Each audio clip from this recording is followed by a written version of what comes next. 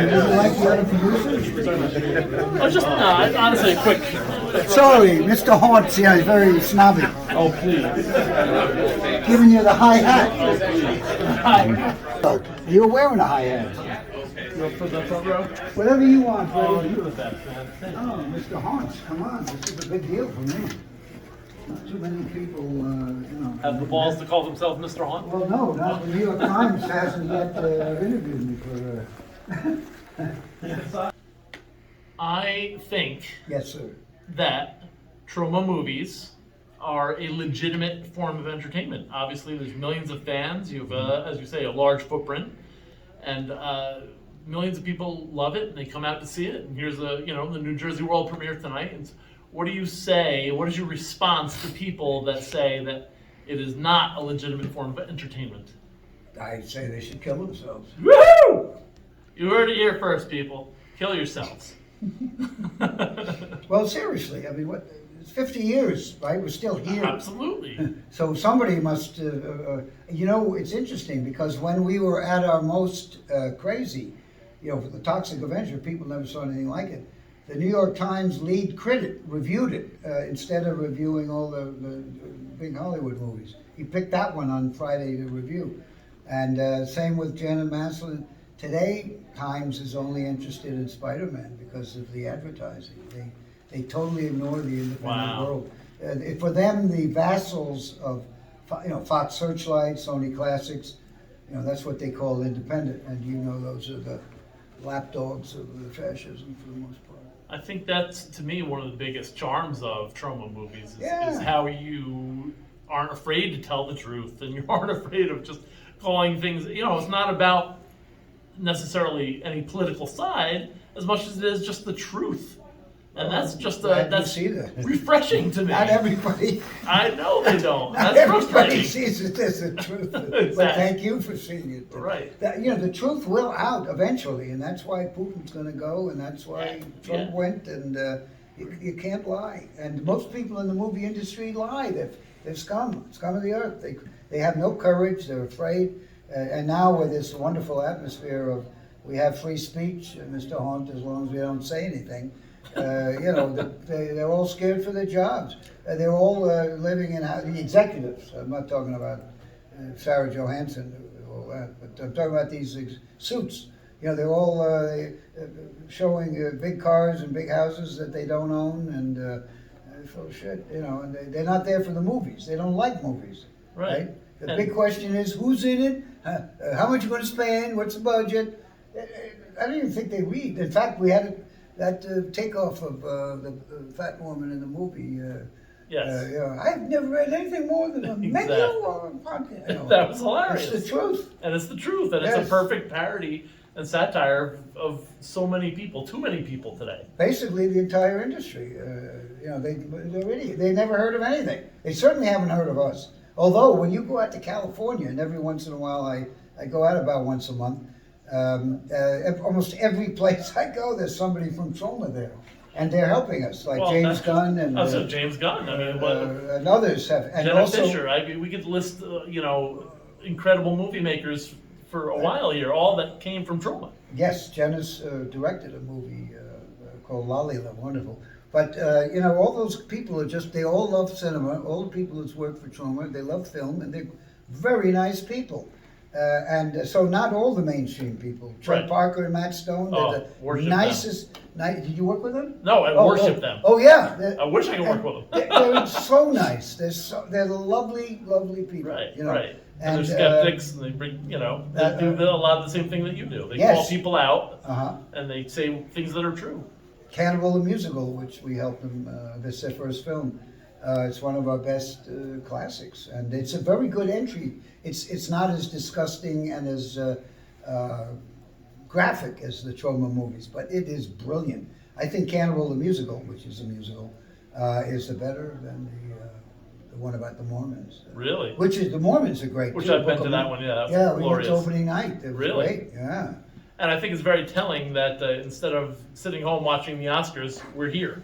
I'll tell you, I didn't, I just didn't know. I forgot that tonight's Oscar night. And how nice. You're right. What a That's great. That's Yeah, so nice. I'd rather be sitting here with you than thinking about the Oscars at all. Sure. Well, I've seen. My wife is on the board of Hampton Film Festival, so we saw quite a number of these films, and they stink. Nightmare Alley is good. There are one or two others, Soho maybe, but the ones they're talking about, Power of the Dog, Jesus. I mean, what were they thinking? And it's disgusting. Well, it's all corrupt and crazy, right? The Oscars, Well, it's really. it's like kind of safe wokeness, And then they're shooting, where was it? New Zealand, Australia to be Montana. Come on. I know. The Big Sky by Howard Hawks. That's in Montana. Kirk Douglas and who's the other guy? John Wayne. I can't remember. But that's a movie. That's a Montana movie. All right, last question. Forget it. What is with all the New Jersey bashing? I didn't bash New Jersey. What are you talking Your about? whole career. Tromaville's in New Jersey. Everything's dirty Jersey. I mean, come on. Well, come on. New Jersey's the underdog. I didn't bash New Jersey. Right? New Jersey's not such a bad place. Oh, I like it. I know I a was place. born and raised in New Jersey. I know a place that you have all the drugs you want and all the music you want and that girl. Well, Prospero's Retreat. Based on Plato's Retreat, which I recognized immediately. Yeah, which I have been to. My wife and I didn't go, but before. Before the wife, yeah. Yes, I've been to. Well, Al Goldstein, many before the wife things. who helped make it famous, was in. You know him, right? Screw Magazine. Of course. He plays Ron Jeremy's assistant mayor in which one was it? Citizen Toxie. Ron Jeremy plays a religious fanatic, Christian. What do you call them? The Christians we come back to Christianity. Born again. Born again, yeah, mayor. And Al Goldstein's his assistant, and they're praying together. And then and he has his cross, and then later on, Noxie, the bad guy, the bad toxic avenger, the doppelganger, shoves this big cross down Ron Jeremy's That's throat. great, and that's another thing you're not afraid to touch is religion. I saw it just in Shakespeare's Shitstorm, which we just watched. There's an Orthodox Jew. There was, you're not afraid to go there. You know when it was really something in Romeo and Juliet, we did James Gunn was a thing when the friar, in Shakespeare it's called the friar. He's the friar or priest or something. Right. And he said, "I was in love once," and then it flashes back into his head, and he and this little boy are dancing around, throwing flowers. And boy, in those days, that was hot stuff. Believe me, some of the people were very offended by that. But again, if they're offended by it, they should kill themselves. They shouldn't be on this planet. Kill themselves. If you can't deal with someone who's a little different, Jesus Christ, I mean, come on. Exactly. The only thing that offends me is what's going on in, when they exterminate the Muslims in northern China. It takes the New York Times 3 years to discover that.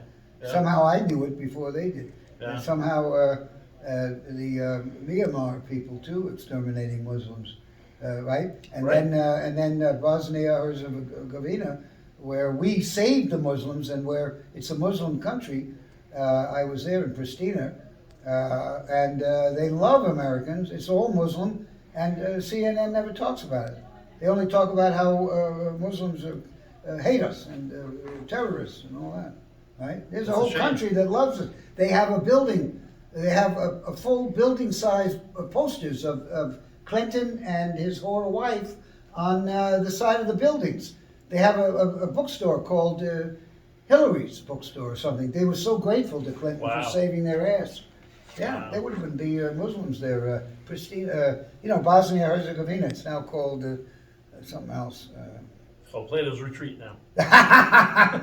I tell you, Mr. Hunt. All right. But anyway, well, the thank point you is, so much. You need people like Troma to even if we're wrong. You're a resource. Yeah, at least nobody else is doing what you're doing. Saying something, yeah. And we're for the appreciative most part, of that. we're right. Check out Troma's War. Exactly what Troma's War said in 1987. Precisely what's happening, and it's had a big renaissance because of this thing in Ukraine. The Troma's War is exactly about all these things. It's and as a result, it's doing very well. We have another movie probably the darkest movie in the world that Michael and I were executive producers. Buddy Giovinazzo, brilliant. If you ever see his name, Buddy Giovinazzo, he's made about 6 movies. They're terrific, unbelievable. One with Carrie Washington. Okay. Fabulous. She plays it's called Hot Times in Cracktown, and she plays a. Is it based in Jersey? No, she plays a transitioned a man transitioning to a woman, but it's terrific. Anyway, Combat Shock. It's all about PTSD after the Vietnam War, and boy, is it powerful today, more powerful today. But yeah, it's a dark movie, and it's terrific. It's on Troma Now. If you could plug Troma Now. Oh, we're gonna plug Troma now. Yeah, that'd be first really month great. is free. It's Yeah. only $4.99 a month. Go to Troma Now, download it, love it. It's got over 1,000 movies, comics, downloads, all kinds of fun stuff. And also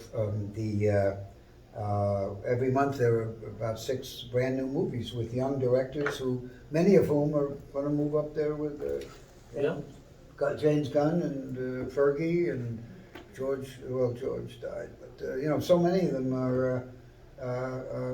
There's so many of these young ones that are. You their provide first an movie. amazing service that you make it's so hard for any new director to break into Hollywood. Well, now you can make a good film for no money. What's difficult is, the industry is, can't live without these $1 billion movies and the unions and all that. Yeah. So they don't want any competition. And, all these good little movies that are being made are brilliant. And unfortunately, unless you know how to play that game out there and talk the talk, it's very hard. I certainly couldn't do it. Right. So, what is your advice to an up-and-coming filmmaker? I think do what's in your heart. To thine own self be true. A phrase coined by one William Shakespeare, who wrote a best-selling book, 101 Money-Making Screenplay Ideas, otherwise known as Hamlet. And here's the perfect example: Eli Roth. He loves movies. He loves movies. And he begged to do the commentary track on Bloodsucking Freaks. He had just gotten out of NYU, and he had done a short that was brilliant. And he's a great guy, but he wants to walk the red carpet. Well, good. You don't have to be a shithead. And he's a wonderful guy. And he made Cabin Fever. Oh yeah, sure. He actually offered me a part, but I had already committed a movie that I should have done that one, but I felt bad for the guy in Texas, so I did that one. So you mentioned that '76 Shakespeare Shitstorm may be your last movie. I think so. Yeah, at least the last one I direct. I'm producing Weird Deer, an anti-hunting movie, Mr. Horns, and that's being shot in 3 days. It begins shooting in Tennessee, and then Brandon Bassam, who wrote along with Shakespeare and Brendan Bassam has a new film that he just started shooting, and I'm producing that for him. And then I don't know, did they show any trailers here today?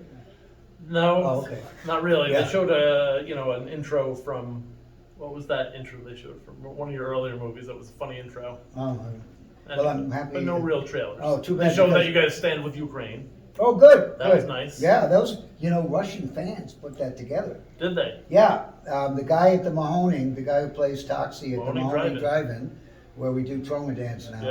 Yeah. He had some friends in Russia who made it all happen. They had a costume. Wow. Wow. That's pretty cool. The tank, that was Yeah, I don't great. see. That was fantastic. I don't see. Yeah, exactly. Fantastic, please. Ooh, fantastic. My bad. But we did our thing. We're trying. I swear, I'd go over there. I wouldn't go to Vietnam, and I certainly wouldn't go to any of those other wars, fake, stupid wars. But I'd go to if I knew how to get there and they give me a gun, I'd fight for them. I love it. My boss on Saturday Night Fever, Milt Felsen, was in the Abraham Lincoln Brigade during the Spanish Civil War. These were Americans who went over to fight against the dictator. And I would do it, but I haven't heard of any American Brigade. And but I wouldn't mind dying. I mean, I'm 76. What a way to go, right? Right. I love it, man. In fact, I wouldn't mind dying right now without any war. So he wants to die in his I'm an interview old with Mr. man Hart. waiting to die.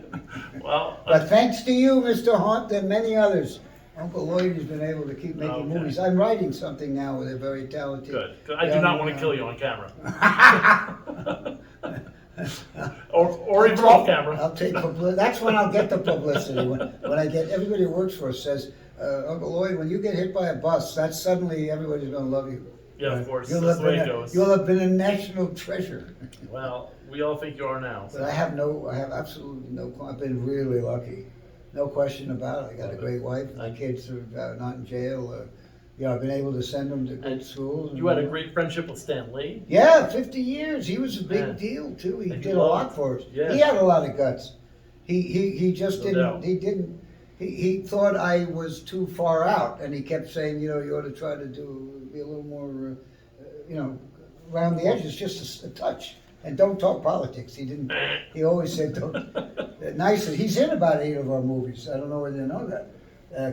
They returned to Class of Newcomb High, Volume 2, which is Return to Newcomb High. It's his last film. He did it right before he died. Right before he disappeared. Before the kidnapping or whatever. The commissioner. The commissioner. That's all right. All right. Well, let's wrap this There'll up. be no trouble. I was just saying how lucky I am. I have no regrets. Yes. I just said lucky. Before you get up, can we take a picture? Yeah, of All course. right, end the video.